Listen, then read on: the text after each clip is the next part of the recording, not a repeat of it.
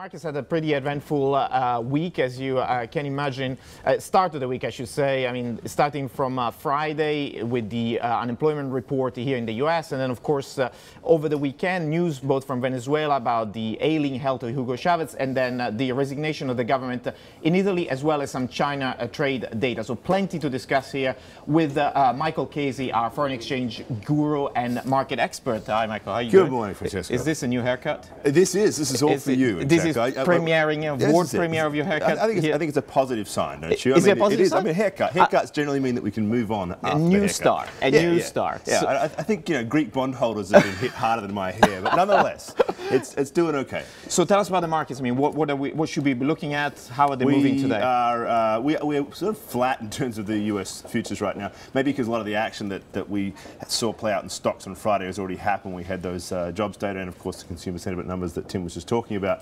But Asia played on that quite nicely. Fiscal cliff is really going to be the focus. I mean, that just seems like a bit of a tired record at this stage for all of us. But nonetheless, I think an important point to remember in this, as much as markets are very sensitive to the shifts in this. So we've got now, of course, John Boehner and President Obama having not so secret talks over the weekend, suggesting that they are back talking again.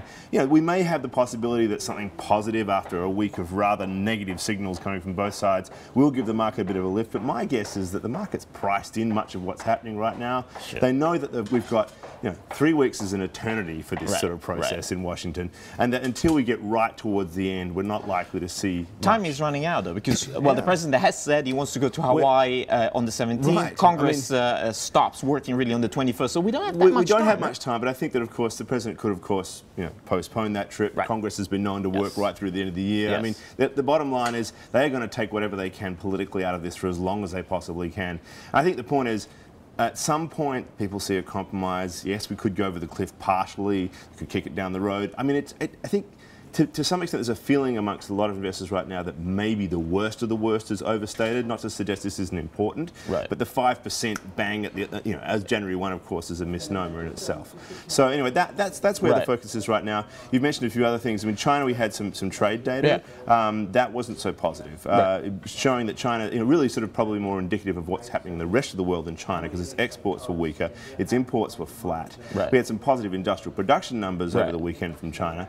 That's meant Asian markets didn't seem too bothered about that, but nonetheless, it is a sign that things are worse. And of course, a place near and dear to your heart has entertained us once again. With Mr. Berlusconi suggesting he wants to run again. Of course, this prompting the current Prime Minister, although the markets didn't seem too amused. I mean, the stocks are down sharply. Broadly, markets are okay, but yes, the bond market, the stock market in Italy trashed. I mean, it really. And bond yields are also soaring. Bond yields up. I think it was 41 points last I checked for the 2-year and 33 for the 10. That's a really big sell-off.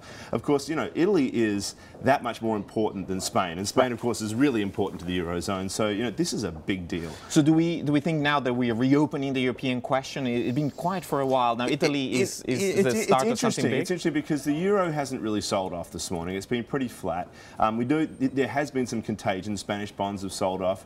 Greece has got its own problems. Whether or not this goes from being an Italian problem to a Euro problem, we're not quite certain. Things are still relatively stable in Europe right now, with this expectation that the ECB's magic bond buying is somehow going to stabilize things. That's a 3.1% fall in the Italian stock exchange. That's pretty steep. It is pretty steep, because this is a rather scary scenario. Of course, Berlusconi has floated the idea that he would end the euro in Italy. I mean, he's not likely necessarily to become the Prime Minister yet again, but nonetheless, that's a real risk for people. And it just adds the one thing that markets hate, which is uncertainty. There was a certain steady as it goes relatively. And now it's all back in play, right? It's back in Italian politics, and we'll have to see, Mike. That's very interesting. Thank you so much for your contribution, as always.